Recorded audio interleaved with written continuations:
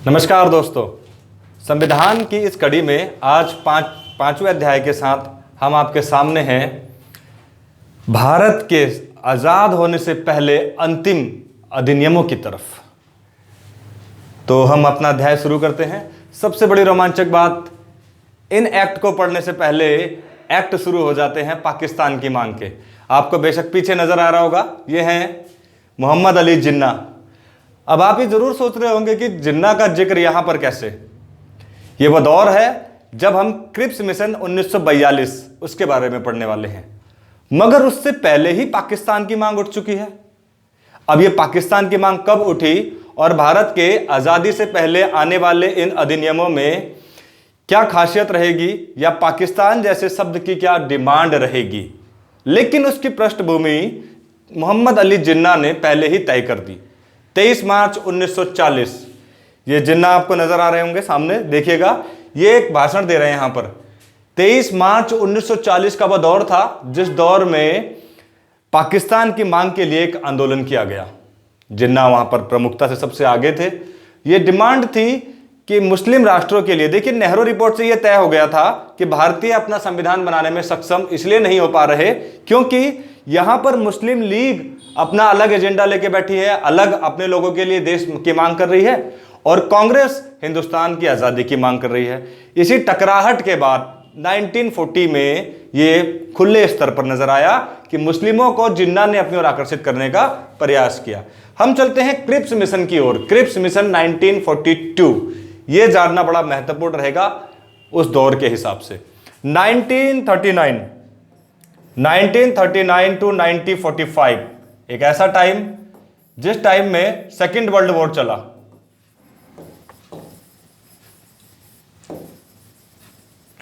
द्वितीय विश्व युद्ध में 1939 से लेकर के 3 वर्ष, आरंभिक 3 वर्षों में जर्मनी में नाजीवादी लोगों ने यानी हिटलर ने इंग्लैंड की मिट्टी को नेस्ता नाबूद कर दिया, इंग्लैंड को बुरी तरह से धराशायी कर दिया और इंग्लैंड की हालत उस समय दयनीय हो गई। उन्होंने भारतीयों को युद्ध में प्रतिभाग करने के लिए मदद मांगी, लेकिन प्रथम विश्व युद्ध के बाद जिस तरह से भारतीयों को छला गया था, यहां पर क्या हम दोबारा से ब्रिटिश हुकूमत का इस विश्व युद्ध में साथ देंगे या हम चलेंगे इनके दुश्मन जर्मनी की तरफ, नाजीवादी लोगों की तरफ। यह विचारधारा तो आरंभ में ही बट गई थी जब 1939 के त्रिपुरी सम्मेलन में सुभाष चंद्र बोस ने जर्मनी के सहयोग की बात की। उनसे गांधी जी नाराज हुए और उसके बाद उन्होंने अपना फॉरवर्ड ब्लॉक बनाया। खैर वो पहले की बातें थी, लेकिन 1942 में अंग्रेज ये प्रस्ताव लेकर जरूर आएंगे, इस बार हमें तुम डोमिनियन स्टेटस हम तुम्हें दे देंगे, बस युद्ध में हमारा साथ दे दो, जैसा पहले किया गया था। लेकिन यह दौर और उस दौर में बहुत अंतर है। अब भारतीय डोमिनियन स्टेटस की मांग नहीं कर रहे, उस दौर में डोमिनियन स्टेटस मांगते थे। आज भारतीय कह रहे हैं हमें पूरी आजादी चाहिए, पूर्ण स्वतंत्रता। तो देखते हैं क्रिप्स मिशन जब भारत आया 1942 में, यह वो दौर है जब भारत में गांधी जी करो या मरो का नारा लेकर के भारत छोड़ो मूवमेंट भी चला रहे हैं। तो देखिएगा इसमें क्या हुआ। देखिए, इन्होंने भारत के सामने प्रस्ताव रखा, आप हमें युद्ध में सहयोग करिए, भारत को एक डोमिनियन स्टेटस होगा, ये हम आपके सामने शर्त मंजूर करते हैं। युद्ध के बाद हम आप इसको एक डोमिनियन स्टेटस का दर्जा दे देंगे जो आप बार बार मांग रहे हैं। इस समय हमारी स्थिति अच्छी नहीं है, इस विश्व युद्ध में आप हमें सहयोग करिए, बदले में युद्ध खत्म होते ही हम आपको डोमिनियन स्टेटस प्रोवाइड करा देंगे। ये देखिए, दूसरी शर्त यही थी, युद्धोपरांत एक संविधान निर्मात्री परिषद का गठन किया जाएगा और उसमें आपकी इच्छा है आप संविधान अपना खुद का बनाइए। देखिए बात तय हो गई ना, आप डोमिनियन स्टेटस का दर्जा चाहते हैं हम आपको देते हैं, आप चाहते हैं आपको मतदान करने का अधिकार मिले या कानून आपकी मर्जी से ही पास हो, हम उसके लिए भी तैयार हैं, ठीक। और तब तक जब तक आप अपना कानून नहीं बनाएंगे तब तक ब्रिटेन यहां पर शासन करेगा। मगर समस्या क्या थी, आप उस पर गौर करिएगा। समस्या यह थी कि बात अब डोमिनियन स्टेटस की नहीं है। कांग्रेस पहली बात इसको रिजेक्ट करती है, डोमिनियन स्टेटस की तो कोई मांग ही नहीं हो रही, हम आंदोलन कर रहे हैं अंग्रेजों भारत छोड़ो, हमारी मांग है पूर्ण स्वराज की। ये पूर्ण स्वराज की मांग तो 1929 से चल रही है, पहली बार जब 1929 से ये मांग है पूर्ण स्वराज की। प्रथम विश्व युद्ध के समय पर डोमिनियन स्टेटस की रही थी क्योंकि वो 1914 से 18 तक चला था। तो पहली बात तो इसको कैंसिल कर दिया, ये बात हम आपके नहीं मानते। युद्धोपरांत हम एक संविधान निर्मात्री परिषद का गठन करेंगे, इस बात को भी रिजेक्ट कर दिया गया। क्यों कर दिया गया? उन्होंने कहा यह अगली डेट का चेक है जो बाउंस होने वाला है। आप आज का पता नहीं है, 3 साल बाद की बात कर रहे हैं। आज क्यों नहीं दे देते हमें डोमिनेंट स्टेटस? स्थिति आज खराब है और कल क्या भरोसा कि आप अपने बातों से मुकर जाओ। तो ये परिस्थिति यहां पर जन्म ले गई कि युद्धोपरांत आप युद्ध के बाद की बात कर रहे हैं। इस बात पर भी कांग्रेस एग्री नहीं हुई, दोनों बातों पर। फिर इन्होंने कहा था कि वहां पर देशी रियासतों को अपनी मर्जी होगी, वो आजाद होना चाहे तो उनकी इच्छा और नहीं होना चाहे तो भी उनकी इच्छा। भारतीय चाहते थे कि अंग्रेज जाए भी तो भारत को ऐसे तोड़ के ना जाए जातियों में और धर्मों में। जिस भारत पर वो रूल करने आए थे वो एक एकजुट और संगठित अखंड भारत था। अगर आप कहते हैं कि प्रांतों को आजादी है, देशी रियासतों को आजादी है कि वो भारत में सम्मिलित होना चाहते हैं तो जाइए, नहीं तो आप अपना अलग देश बनाइए। तो ये हमारी एकता और अखंडता के एकदम खिलाफ है, इसीलिए इसको भी कैंसिल आउट कर दिया गया। ब्रिटिश तब तक प्रशासन करेगा, हम तब तक आपसे संघर्ष करेंगे। देखिएगा, हम आपको संघर्ष सत्ता पर बैठने ही नहीं देंगे। हमारे मूवमेंट और आंदोलन अपनी पूरी आजादी तक जारी रहेंगे। तो एक प्रकार से अगर देखा जाए तो ये सारी मांगे यहां पर रिजेक्ट कर दी गई अंग्रेजों की। तो देखिए, जो ये क्रिप्स मिशन था ये कितना कामयाब इसमें होने वाला है। ये तो टोटली रिफ्यूज कर दिया गया ना, और ऊपर से मुस्लिम लीग भी इस बात पर एग्री नहीं किया। मुस्लिम लीग ने स्पष्ट तौर पर कह दिया कि इसमें अलग पाकिस्तान की तो बात ही नहीं हो रही। देखिए, वो अलग ही एजेंडे पे चल रहे हैं। और जब आप कह रहे हो कि प्रांतों की अपनी मर्जी, देशी रियासतें जो अंग्रेजों के अप्रत्यक्ष नियंत्रण में थी उनकी अपनी मर्जी, तो वो तो अपना अलग देश मांग लेंगी। अब ना तो भारत की बात होगी ना पाकिस्तान की। तो उस स्थिति में क्या हुआ, मुस्लिम लीग ने भी इसका समर्थन नहीं किया और मुस्लिम लीग अपने अलग एजेंडे पे चल रहा था, पाकिस्तान तो पाकिस्तान। देखते हैं उसके बाद क्या हुआ। देखिए, ये आपको सामने नजर आ रहे होंगे जिन्ना और ये लुइस माउंटबेटन, ये अंत में आएंगे, इनकी हम चर्चा करेंगे। इनके बीच जो भी चर्चा है 1946 कैबिनेट मिशन। अब हम जरा इस पर गौर करते हैं कि इसकी क्या आवश्यकता पड़ी कि अंग्रेजों को कैबिनेट मिशन लाना पड़ा। 1945 विश्व युद्ध की समाप्ति, और विश्व युद्ध की समाप्ति के साथ ही यह तय हो गया कि उन विश्व युद्धों का मूल कारण था औपनिवेशिक शासन। अगर आप किसी देश को गुलाम बनाते हैं और उस पर रूल करते हैं, देखिए विश्व युद्ध की शुरुआत, जब विश्व युद्ध समाप्त हुआ तो यूएनओ का गठन हुआ। यूएनओ का गठन होता है 24 अक्टूबर 1945 को, ठीक है। और जब यूएनओ का गठन हुआ तो यह बात तय हो गई कि विश्व में दोबारा कभी भी एक विश्व युद्ध की स्थिति ना बने। किसी भी तरह के विश्व युद्ध को झेलने के लिए विश्व तैयार नहीं था। लाखों की संख्या में जनसंहार हुआ था, बहुत से लोग उसमें मारे गए थे। दिक्कत यह थी कि अब जब युद्ध शांत हो गया तो इस तरह की संधि जैसे प्रथम विश्व युद्ध के बाद जर्मनी पर थोपी गई थी, वर्साय की संधि, इस तरह की संधि अगर आप विश्व युद्ध खत्म होने के बाद किसी देश पर थोपोगे तो वहां पर एक और हिटलर पैदा होगा। इसलिए सारे देशों को मिलकर शांति से बैठना चाहिए और शांति से बैठकर भविष्य की रणनीति बनानी चाहिए, और भविष्य में कोई तीसरा विश्व युद्ध ना हो, इसकी एक जमीन तैयार की जाए। मूल जड़ थी औपनिवेशिक शासन को खत्म किया जाए, कोई देश किसी का गुलाम ना रहे, जितने भी देश हैं वो गुलामी से मुक्ति पाएं। मगर दिक्कत ये थी, जिन लोगों ने युद्ध में प्रतिभाग किया या जो विजेता हैं, उनका जितना नुकसान हुआ वो भरपाई उन्हीं से करते थे जो युद्ध में हारते थे। जैसा प्रथम विश्व युद्ध के बाद इंग्लैंड ने जर्मनी के साथ किया और जर्मनी ने हिटलर पैदा कर दिया उसके खिलाफ।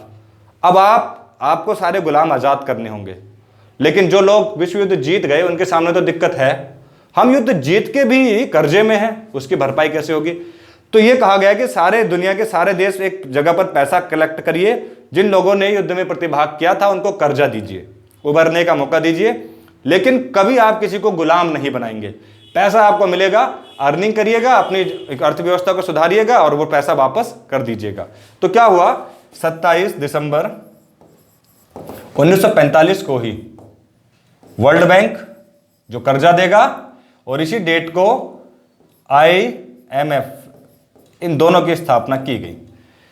चलिए, ये यूएनओ का विषय था, लेकिन यूएनओ ने स्थापित कर दिया ना कि जितने भी औपनिवेशिक या गुलाम देश आपने तैयार किए हैं उनको आप हटाइएगा, उनको आजाद करिएगा। अब बारी तो भारत की थी, और भारत में उस समय पर ऐसी स्थितियां उत्पन्न हो गई थी कि अब भारत को आजाद ही करना पड़ता, और इसीलिए भारत की आजादी के लिए ही भारत में कैबिनेट मिशन आता है। यह कैबिनेट मिशन कहता है, देखिए अब कैबिनेट मिशन में क्या प्रस्ताव है। कैबिनेट मिशन ने स्पष्ट कर दिया कि एक भारत आजाद होगा।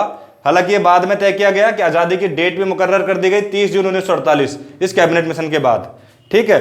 30 जून 1948 तक आपको आजाद कर दिया जाएगा। कैबिनेट मिशन में एक भारत से मेरा मतलब ये है, जिन्ना को बहुत बुरा लगेगा ये सुन के जिस भारत की आप बात कर, जिस पाकिस्तान के लिए आप लड़ रहे हो, मर रहे हो, लोगों को भड़का रहे हो, वो पाकिस्तान तो है ही नहीं ना कैबिनेट मिशन में।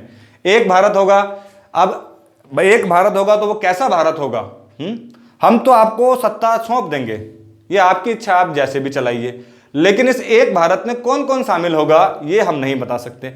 उस दौर में भारत में कुल 10-12 प्रांत ऐसे रहे थे, 10 या 12 प्रांत जो अंग्रेजों के डायरेक्ट नियंत्रण में थे, जिसमें आज का यूपी, संयुक्त प्रांत, मध्य प्रदेश, मुंबई, मद्रास, बंगाल, ये प्रमुख वो राज्य थे जिन पर अंग्रेजों का डायरेक्ट प्रभाव था। अब जिन पर अंग्रेजों का सीधा प्रभाव था वो राज्य तो आप सौंप दोगे भारतीयों को, लेकिन जिन देशी रियासतों पर आपका डायरेक्ट प्रभाव नहीं था, ऐसी देशी रियासतें जहां पर राजाओं के शासन थे मगर वो अंग्रेजों की अधीनता स्वीकार करते थे, जब आप सत्ता छोड़ोगे उन देशी रियासतों का भी तो ध्यान रखना पड़ेगा।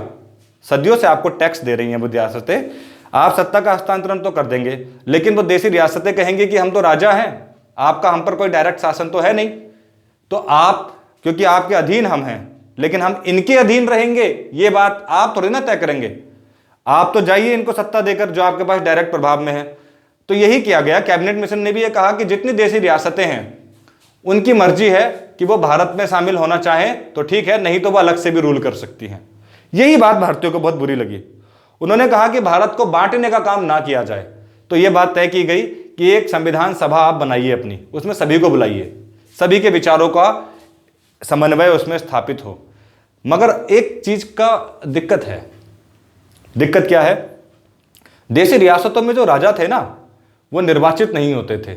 अब आपको राजतंत्र के बारे में अच्छी तरह से पता है। और जो अंग्रेजी हुकूमत भारत को सत्ता ट्रांसफर करेगी वहां पर कहीं ना कहीं लोकतंत्र की खुशबू आ रही है। वहां पर जनता तय करेगी उसका राजा कौन होगा।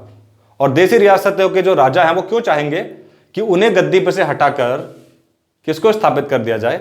जनता से चुने हुए प्रतिनिधि को। ऐसे तो उनका राजतंत्र खत्म हो जाएगा ना, उनका बोला बाला खत्म हो जाएगा।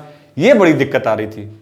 यही समस्याएं आपको जम्मू कश्मीर में नजर आएंगी, यहीं हैदराबाद की रियासत में नजर आएंगी। उसकी चर्चा अगले अध्याय में हम कर लेंगे। लेकिन फिलहाल ये तय किया गया कि एक संविधान बनाइए, संविधान सभा का गठन करिएगा। संविधान सभा का गठन कैबिनेट मिशन की संस्तुति पर हुआ। एग्जाम के लिए बहुत महत्वपूर्ण रहेगा, आप नोट कर लीजिए इसको। संविधान सभा का गठन कैबिनेट मिशन की संस्तुति पर हुआ। इसकी पहली अब इन लोगों का चयन कैसे हुआ था मैं आपको बता देता हूं।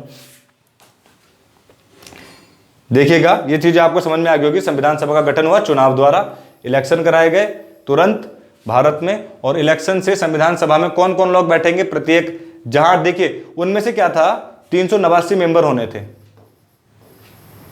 जिसमें से 292 निर्वाचित होने थे, यानी चुनाव द्वारा 292 मेंबर का सिलेक्शन होना था। 4 ब्रिटिश आयुक्त थे, बाकी 93 मेंबर देशी रियासतों के थे। ये मनोनीत होने थे। इसके प्रति थोड़ी नाराजगी जरूर थी। मनोनीत का मतलब होता है निर्वाचित नहीं होंगे, जनता इनको निर्वाचित नहीं करेगी, बल्कि अंग्रेज ही ये तय करेंगे कि कार्यकारिणी में किसकी, संविधान सभा में कौन कौन लोग बैठेंगे। देशी रियासतों को अभी भी आज़ादी दी थी, लेकिन अब उनको संविधान सभा में मनोनीत कर दिया गया कि आप भी प्रतिभाग करिए और देखिए आपको क्या क्या रिक्वायरमेंट है। ये कैबिनेट मिशन की वजह से। कैबिनेट मिशन में कौन कौन थे? पेंथिंग लॉरेंस और साइमन क्रिप्स के बारे में आप पहले भी पढ़ चुके हैं, और अलेक्जेंडर। 3 लोग थे उसमें जो इसमें सम्मिलित रहे थे। यह आपको दिख रहा होगा, नेहरू जी, जिन्ना, लॉर्ड लुई माउंटबेटन। अब दिक्कत क्या आने वाली है, ये फोटोज का क्या मतलब है और इसका क्या सार है? देखिए 389 मेंबर्स संविधान सभा में सम्मिलित होने थे। उनको एक भारत का संविधान लिखना था, आपस में काम बांटने थे। भारत का स्वरूप क्या होगा, भारत में लोकतंत्र कैसे स्थापित होगा, देशी रियासतों के राजाओं को कैसे अपने पक्ष में सम्मिलित किया जाएगा, इन सब को लेकर। मगर एक व्यक्ति नाराज था। वो व्यक्ति कौन थे? गौर से देखिएगा, जिन्ना, मोहम्मद अली जिन्ना बार बार लुई माउंटबेटन के पास जाते रहे कि पाकिस्तान बनना चाहिए। उनका यह मानना था कि बंगाल की भूमि पर, पूर्वी बंगाल की तरफ, सिंध और बलूचिस्तान और उत्तर पश्चिमी प्रांत, यानी कि आज का पाकिस्तान, वहां पर मुस्लिमों की आबादी ज़्यादा है और मुस्लिमों का ध्यान यहां पर नहीं रखा जाएगा। कांग्रेस या फिर हिंदुस्तान के क्षेत्र से अल्पसंख्यक होने के नाते हमारे लिए अलग देश का गठन किया जाए। वो कैबिनेट मिशन में था नहीं। तो इन्होंने क्या किया, 16 अगस्त 1946 को सीधे कार्यवाही दिवस मना दिया। हजारों की संख्या में लोगों को इकट्ठा किया और उनको पाकिस्तान के प्रति भड़काया गया। ये सांप्रदायिक दंगे एक उग्र रूप ले चुके थे। पाकिस्तान को बनाने की मांग जिन्ना जिद पर अड़ गया और कई लोगों को इकट्ठा करके बंगाल के अंदर करीब लाखों लोगों की हत्याएं हो गई सांप्रदायिक दंगों में पाकिस्तान की मांग को लेकर। यह डेट याद रखिएगा, 16 अगस्त 1946 को कैबिनेट मिशन ने जब कहा एक भारत आजाद होगा, तुरंत जिन्ना एक्टिव हो गए पाकिस्तान की मांग को लेकर। और यह मांग इतनी खतरनाक हो गई कि लाखों लोगों का रक्त बहने लगा, खून बहने लगा। आप कहेंगे खून भरी मांग। ऐसी स्थिति में तब वायसरॉय थे लॉर्ड बेबल। बेबल उस समय पर वायसरॉय हुआ करते थे। 1946 तक बेबल भारत के वायसरॉय थे। वायसरॉय इस स्थिति को भांप रहे थे कि यह भारत में क्या चल रहा है, या पाकिस्तान की मांग कितना जायज है कितना नाजायज है। कैबिनेट मिशन की बातों को स्वीकार नहीं किया जा सकता। वो लगातार पत्र लिखा करते थे कि 30 जून 1948 तक हम भारत की आज़ादी की बात कर रहे हैं, लेकिन यहां पर तो सांप्रदायिक दंगे हो गए और क्या हम इसके लिए जिम्मेदार हैं। इसी कड़ी में देखिएगा, जब कैबिनेट मिशन बना था तो यह पहले ही तय कर दिया गया था। जो ब्रिटिश प्रांत थे वहां पर एक समूह कै बनाया गया था। ये वो राज्य हैं, 3 प्रकार से कैबिनेट मिशन में 3 प्रकार के राज्यों की बात की गई थी। ये ब्रिटिश प्रांत हैं जो मैं सामने आपको दिखा रहा हूं। ये समूह का के थे। समूह का में मद्रास, बंबई, मध्य प्रांत, संयुक्त प्रांत, बिहार और उड़ीसा थे। ये आपको नजर आ रहा होगा, ये हिंदू बाहुल्य थे। यहाँ पर मुस्लिम अल्पसंख्यक बहुत कम थे, यानी कि ये हिंदुओं के क्षेत्र थे। इनको समूह क में डिवाइड किया गया। समूह ख में वो प्रांत थे जिनमें हिंदू और मुस्लिमों की संख्या लगभग बराबर थी। पंजाब, सिंध, उत्तर पश्चिमी प्रांत, ये वो इलाका है जो कश्मीर से सटा हुआ है, पाकिस्तान का इलाका, और सिंध, ये वो क्षेत्र थे जहां पर हिंदू और मुस्लिमों की संख्या लगभग बराबर हुआ करती थी। समूह गांव में उन प्रांतों को रखा गया जहां पर मुस्लिमों की संख्या ज्यादातर थी। देखिए, बंगाल, पूर्वी बंगाल की बात कर रहे हैं, और असम, ये वो रीजन्स थे जहां पर मुस्लिमों की संख्या ठीक ठाक संख्या में थी। इस तरह से एक डिवीजन किया गया कि इन राज्यों का वर्गीकरण अलग अलग किया जाए और इनके प्रतिनिधि अलग से बैठे। इनकी जो डिमांड है, इनकी जो मांग है, उनको जरूर स्वीकार किया जाए या उस पर चर्चा की जाए, ताकि भविष्य में किसी तरह का विवाद ना हो। एक निपटारा करने की कोशिश थी। मगर मोहम्मद अली जिन्ना तो कुछ और ही चाह रहे थे, उतने से संतुष्ट नहीं होते। शायद उन्हें संतुष्ट करने का एक तरीका था कि आप इनमें से सम्मिलित हो जाइए और जो आपकी मांग है उनको संविधान सभा अपने संविधान लिखते समय ध्यान रखेगी। मगर जिन्ना इसको दरकिनार करते हुए कहने लगे, कुछ नहीं चाहिए, पाकिस्तान चाहिए। उसी का ये प्रतिफल था। गौर से देखिएगा, ये गांधी जी हैं। अब हम जब बात करें पाकिस्तान की ही, तो देखिएगा ये क्रिप्स थे। ये तो पहले की एक फोटोज थी। जब क्रिप्स मिशन भारत आया था तो उसका जोरदार विरोध भी गांधी जी ने किया था, मगर जजब भारत आया था तो उसका एक वेलकम का तरीका भी था। ये 389 मेंबर्स की हमने अभी चर्चा करी थी कि संविधान सभा में 389 मेंबर होंगे। 292 ये ब्रिटिश प्रांतों से थे जो डायरेक्ट रूल कर रहे थे और जिन पर हमने चुनाव कराए थे। उस चुनाव में देखिए, जिस बात का डर कांग्रेस जो मोहम्मद अली जिन्ना को था वो हो गया। इस संविधान सभा में 292 सदस्यों का निर्वाचन होना था। चुनाव जब हुए 1946 में, अंतरिम सरकार भी बननी बाकी है इसके बाद, तो कांग्रेस के पास 208 सीट आई उन दिनों के चुनाव में। मुस्लिम लीग 73 सीट्स लेकर के आई, अन्य के खाते में 11 सीटें आई। ये उस दौर के चुनाव की बात कर रहे हैं। तो जिन्ना इस बात से बौखला गए थे। जिन्ना ने कहा, ऐसे तो संविधान सभा में हमारा जाना ही बेकार है। उस संविधान सभा में जाकर मैं क्या करूंगा जिसमें हमारा बिल्कुल भी बहुमत नहीं है। 208 मेंबर तो कांग्रेस के बैठे होंगे और कांग्रेस के मेंबर हमारी बात सुनेंगे ही नहीं। क्यों? क्योंकि कांग्रेस में उनको लगता था कि ब्राह्मणों का दबदबा है या फिर हिंदुओं का दबदबा है। बट एक्चुअल में अबुल कलाम आज़ाद जैसे लोग भी इसमें सम्मिलित थे। कांग्रेस, क्योंकि उन दोनों पर धर्मनिरपेक्ष थी, या हिंदुस्तान का जो ढांचा बनाया गया था वो धर्मनिरपेक्ष ही बनाया गया था। मगर ये उस दौर में सोचने वाली बात थी कि मोहम्मद अली जिन्ना को ये भय सताने लगा कि कांग्रेस के 208 मेंबर और हमारे 73 मेंबर, कहीं ना कहीं दिक्कत खड़ी होगी। और मैंने इसके बारे में आपको बता दिया कि 4 मुख्य आयुक्त थे और ये देसी रियासतों के 93 मेंबर्स थे, लेकिन ये मनोनीत किए गए थे। इनके लिए निर्वाचन नहीं हुआ था। ये राजा लोग थे, इनके बारे में तो अभी काफ़ी विवाद भी हुए थे इसके बाद इन्हें भारत में सम्मिलित करने के लिए। लेकिन जब संविधान सभा लिखी गई 9 दिसंबर 1946, ये वो पहली तारीख है जब संविधान सभा की पहली बैठक होती है। देखिएगा मैं आपको दिखाता हूं, 9 दिसंबर 1946 संविधान सभा की पहली बैठक होती है। पहले अस्थायी अध्यक्ष थे डॉक्टर सच्चिदानंद सिन्हा, नोट कर लीजिए आप। संविधान सभा के पहले अस्थायी अध्यक्ष कौन थे? सच्चिदानंद सिन्हा। 11 दिसंबर 1946 को 1946 को स्थायी अध्यक्ष बनाया गया डॉक्टर राजेंद्र प्रसाद को।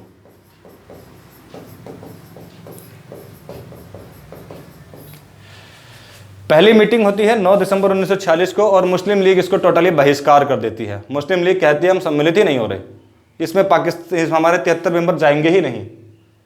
क्वेश्चन पूछा जाता है संविधान सभा की पहली बैठक में किसने प्रतिभाग नहीं किया? मुस्लिम लीग ने। भाई क्यों करेंगे वो प्रतिभाग? वो पाकिस्तान की मांग कर रहे हैं, आप कह रहे हो हिंदुस्तान के लिए संविधान बनाओ। आपके 73 मेंबर है ना, आपने अपनी मांग रखी है, आपके राज्यों को बांट दिया। वो कहते हैं हम इसमें भाग ही नहीं ले रहे, हमें तो पाकिस्तान के लिए संविधान बनाना है। तो भैया दिक्कतें बड़ी हो गई।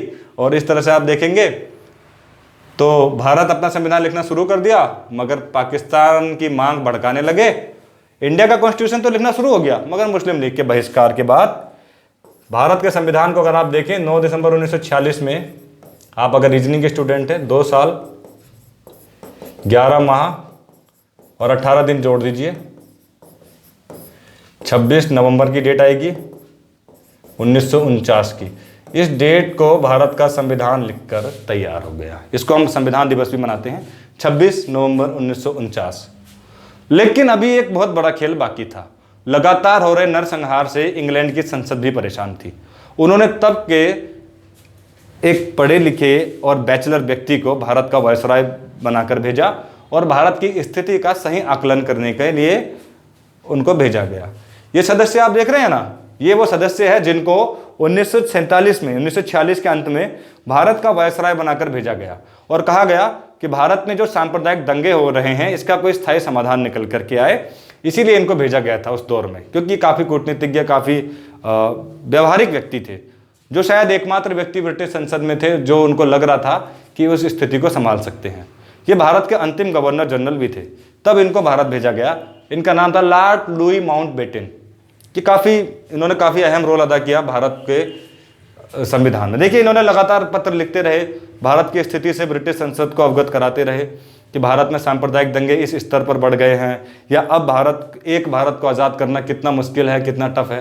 ये लगातार रिपोर्ट देते रहे कि भारत में सांप्रदायिक दंगे अत्यधिक मात्रा में होने लगे और कोशिश करते रहे किसी भी तरह से इन दंगों को रोकने की। मगर ये दंगे थे, ये धार्मिक भावनाएं थे कि भड़क चुकी थी, ये रुकने का नाम ही नहीं ले रही थी। तो लॉर्ड लुई माउंटबेटन के पत्र का जवाब आया इंग्लैंड से। इसको हम कहते हैं भारत स्वतंत्रता अधिनियम, 18 जुलाई 1947। ऑल इंडिया रेडियो पर आवाज आ गई कि अब एक भारत नहीं 2 भारत आजाद होंगे। देख लिया आपने, उन दंगों का ही प्रतिफल था कि अब एक भारत नहीं 2 भारत आजाद होंगे और भारत और पाकिस्तान के नाम से आजाद होंगे। जिन्ना के चेहरे पर खुशी, हम जीत गए। उन दंगों का फल हमें मिल गया। देखिए हमने भारत और पाकिस्तान नाम के 2 देश बना दिए। जिस पाकिस्तान की हम मांग कर रहे थे वो बनकर तैयार हो गया और 30 जून 1948 तक इनको आज़ाद करना बड़ा मुश्किल है। तब तक सांप्रदायिक दंगे बहुत ज़्यादा मात्रा में हो जाएंगे। अब हमें बहुत जल्द ही यह तय करना होगा कि इनको आज़ाद कर दिया जाए। तो डेट भी तय की गई, 15 अगस्त 1947 तक दोनों को आज़ादी मिल जाएगी। और यही वो डेट है जिस डेट को लॉर्ड लुई माउंटबेटन ने तय कर लिया कि भारत को अब आज़ाद कर देना चाहिए। इसको हम लॉर्ड लुई माउंटबेटन प्लान भी बोलते हैं। देखा जाए तो 15 अगस्त 1947 को हमें आज़ादी मिली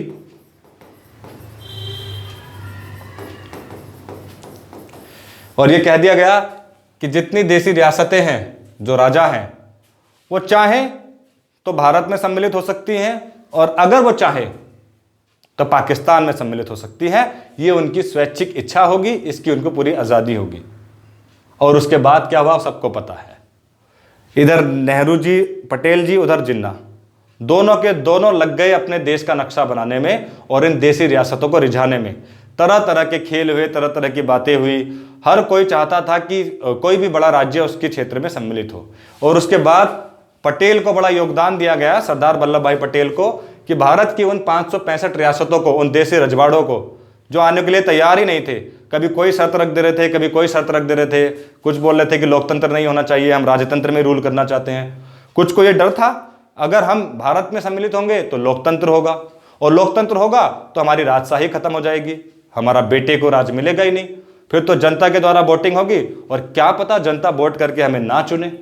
ऐसे कई राजा आपको मिलते होंगे, अपने मुख्यमंत्रियों के तौर पर भी देखिएगा आप, राजस्थान के मुख्यमंत्री हो, चाहे सिंधिया परिवार हो, उस दौर के भी राजा रहे थे, लेकिन लोकतंत्र के माध्यम से भी वो राजा बनते रहे।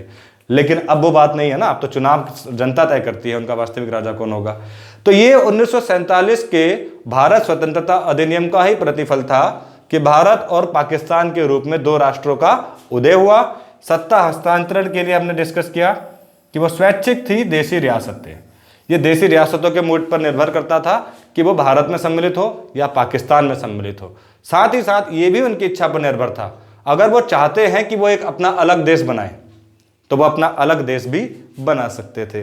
गौर से देखिएगा आप, गांधी जी के साथ है एक, इसमें मैं आपको दिखाना चाहता हूं भारत की आज़ादी का वो दौर जब पंडित जवाहरलाल नेहरू जी ने अभी भाषण दिया 15 अगस्त को अपनी आज़ादी का, वो दिन देखिएगा, और उस दिन तक कितने अधिनियम आए, कितने एक्ट आए। पिछले 4 वीडियो से हम इस पर लगातार काम कर रहे हैं। आप इस वीडियो से पहले संविधान पर बनाई गई 4 वीडियोज़ को अवश्य देखिए, किस तरह से ब्रिटिश हुकूमत ने अपनी सत्ता स्थापित की और समय समय पर भारतीयों को किस तरह से नियंत्रण में रखने के लिए कानून बनाए गए, और साथ ही साथ भारतीयों को किस तरह से उलझा के रखा, और अंत में जाते जाते भारत की एकता और अखंडता में 2 देश दे करके गए। कई लोग इसके लिए जिम्मेदार मानते हैं अंग्रेजी हुकूमत को, कई लोग जिन्ना को, और कई लोग भारतीयों की ही रणनीति को। कई लोग मानते हैं कि गांधी जी का ये कहना था कि मेरी लाश पर पाकिस्तान बनेगा, और बहुत से लोगों के वक्तव्य सुनाते हैं। मगर तब की परिस्थितियाँ और तब की जो समस्याएं थी वो शायद भारत की आज़ादी का यही रास्ता बचा था। नहीं भी होता तो इतने दंगे हो चुके थे कि लोगों को वैसे भी मार दिया जा रहा था।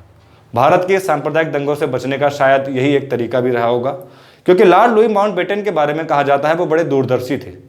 बीपी मेनन जो उनके सलाहकार हुआ करते थे, उनसे वो लगातार यही सवाल पूछा करते थे कि क्या भविष्य इस बात के लिए मुझे दोषी पाएगा कि मेरी वजह से पाकिस्तान का निर्माण हुआ या मेरी वजह से भारत का विभाजन हुआ।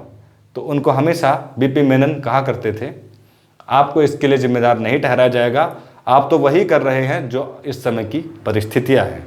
और इसके बाद भी कई देसी रियासतों ने भारत में सम्मिलित होने से इनकार भी किया, कई रियासतों ने परेशान भी किया, लेकिन भारत की तरफ से सरदार पटेल अपने कर्तव्यों में लगे रहे। इसके बाद एक वीडियो हम बनाएंगे भारत के संविधान के निर्माण में क्या क्या गतिविधियां हुई और किन किन रियासतों को भारत में सम्मिलित करने में समस्याएं उत्पन्न हुई। फिलहाल भारत के स्वतंत्रता अभियान तक जितने भी अधिनियम आए, जितने भी कानून आए, उसके ऊपर हमने अभी तक चर्चा की। इसके बाद हम इन देसी रियासतों के अतिरिक्त मूल संविधान की बात करेंगे जो वर्तमान में प्रचलित है। इसके अब कंप्लीट संविधान के इन एक्ट को पढ़ने के लिए आपको इस संविधान की पहली वीडियो से लेके अब तक की वीडियोस को पढ़ना पड़ेगा। और आज आपको ये वीडियो कैसा लगा हमें कमेंट बॉक्स में ज़रूर बताइएगा। धन्यवाद।